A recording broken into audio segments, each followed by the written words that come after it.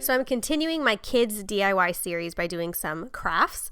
We went into the kitchen and got a little experimental, created some really fun crafts, including unicorn poop, guys. And Oliver kept calling it corn poop, and I was dying, and it was hilarious. He had so much fun with all of these, so I'm going to teach you guys how to make them. First one is the DIY glow-in-the-dark bubbles. So I'm starting with a half a cup of water and then about a tablespoon of natural dish soap. I'm using the 7th generation dish soap. And then you're going to want some non-toxic glow-in-the-dark paint. And it's optional to also have a green neon non-toxic paint as well. So you're going to put a little bit of each in the bowl. Give it a good mix and place it out in the sun for about 4 to 5 hours so it activates the glow in the dark. You can store this in an old bubble container and be sure to keep your old bubble wands. Because of the paint, I highly recommend using this outdoors, and because of the glow in the dark, I recommend using it at night. So it's great for summer nights or vacation nights or any time where it's dark outside and you want to bring out the glow in the dark bubbles and have a grand old time. Next, I'm trying out the DIY Fizzy bath dough, which I started and divided into 2 containers. I have baking soda, a little bit of coconut oil, and cream of tartar. I divided that into 2 separate containers. I added eucalyptus essential oil into each one, and then also I'm dividing it so I can make different colors. So I'm making green and blue, which are Oliver's favorite colors, and then I'm just going to mix them up real good till you can see the color thoroughly throughout the mixture.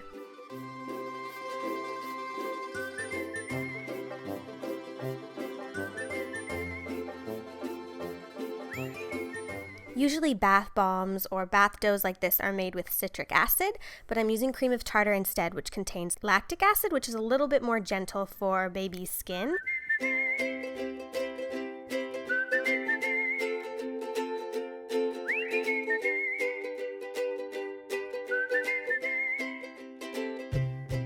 So this makes bath time a little bit more fizzy and colorful and fun to play with without adding any color to the skin, but you could of course choose to omit the food coloring.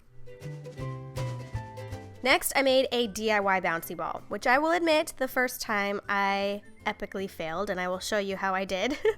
First, we are creating a mixture with water and borax. Next, we're creating the mixture for the ball, which is basically 1/4 cup of Elmer's glue, a little bit of food coloring, whichever color you like, and a little bit of water till it's nice and smooth.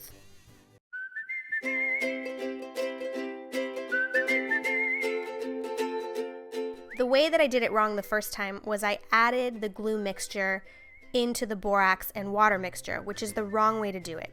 The best way to do it is to add the borax water mixture into the glue.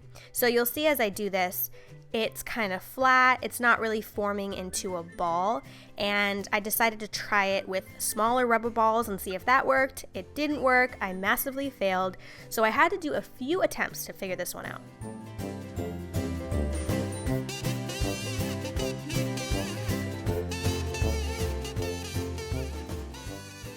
So once I figured out that you had to add the borax and water mixture into the glue mixture, I quickly realized that it formed a ball around my wooden stick. And so then you want to take your hands and go ahead and roll it into a ball. Now, you're going to have to do this for a while, and this was a really I felt like this, it wasn't super complicated in the sense that you didn't have very many different ingredients, but I felt like it took a really long time for the ball to harden because as you can see, it's not looking like a ball, so you really have to sit there and work with it. You have to continually mold it and manipulate it to create a smooth ball until it's dry. I made kind of a bigger rubber ball, so it took a lot longer to harden up and be ready to bounce, but once it was done, it did bounce and we had a really fun time with it. I'd say the experiment is pretty fun to try out with your kids, but rubber balls are less than $1, so you could buy one too. Whoa. Can you bounce it to me? Whoa, here, mommy, do it. Ready? 1, 2.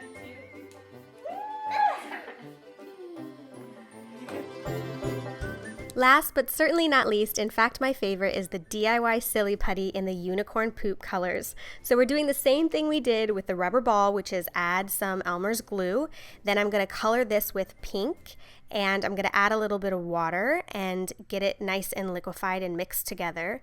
And then on the left side I have the borax and water mixture. So we're going to add the borax water into the mixture of glue, and that's going to create a putty. Instead of manipulating that putty to turn into a rubber ball, we're just going to keep it and put it into a Ziploc bag. So you can see as I start to pull it up and away from the cup, it creates that putty effect, and that's the chemical reaction that the borax and water mixture has when it touches the Elmer's glue mixture. So I started with this color, pretty cool, huh? Looks kind of funny. So I'm pulling that off the wooden stick. I'm going to kind of squeeze it together and put it in the Ziploc bag. Then I'm going to continue on to make 2 other colors. I'm making a kind of like aquamarine blue color, which I thought was really, really pretty. It's a lighter blue. This is all food coloring. See how it pulls away like that? That's pretty cool, huh? And then I'm going to make a yellow color.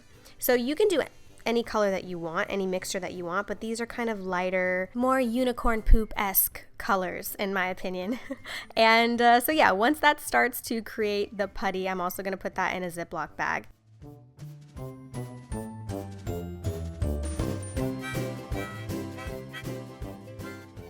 So on Silpat, I'm going to take the 3 different colors and I'm going to put them on top of each other and begin to twist.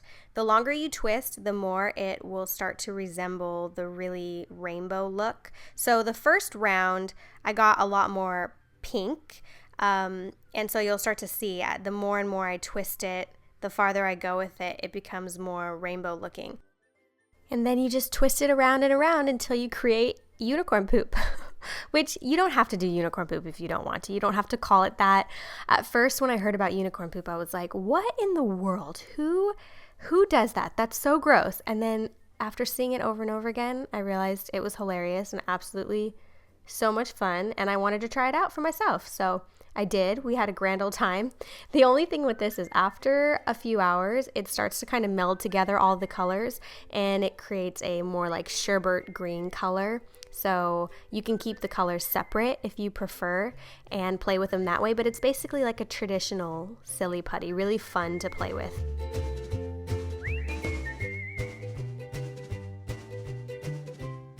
Hopefully this video was entertaining and gives you some fun ideas for things you can do with your kids. Check out my last 2 videos and be sure to subscribe to my channel if you like it, and I'll see you guys in the next one. Bye.